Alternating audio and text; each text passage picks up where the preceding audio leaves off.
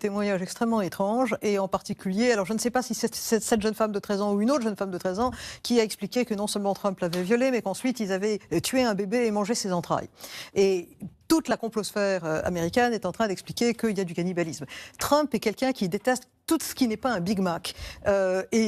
Donc moi, ça me paraît absolument pas vraisemblable. Je veux dire, c'est un type qui est extraordinairement ordinaire dans ses goûts personnels. Je dirais même que dans ses goûts féminins, on a bien vu que toutes les femmes de sa vie, les 3 épouses et les autres, c'était toutes des bonnes femmes assez pneumatiques. Surtout, on ne se posait pas la question. Attention à ce que vous dites. Il y a pas de, c'est pas parce qu'on voit certaines femmes publiquement avec Donald Trump comme étant ses compagnes que ça définit ses goûts et que ça le disculpe d'accusations de viol sur une mineure. Alors, c'est possible, mais j'y crois pas. Et la personne que je crois sur ça, c'est Stormy Daniels. C'est la réalisatrice de films porno qui a créé les premiers ennuis de Trump en disant qu'il lui a donné de l'argent pour la faire taire. Et elle a aussi le modèle pneumatique, etc. et tout ce qu'on veut. Elle a beaucoup d'humour. Elle était là pour taper sur Trump. Et en tapant sur Trump, elle a plutôt raconté des choses qu'il était assez normales.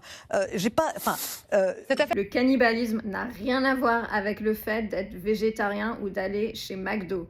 Et le viol et les violences sexuelles n'ont rien à voir avec la désirabilité sociale d'une femme et le désir sexuel. C'est un rapport de domination. Bravo à la journaliste d'avoir essayé de recadrer l'invité et bravo à McDonald's pour la pub.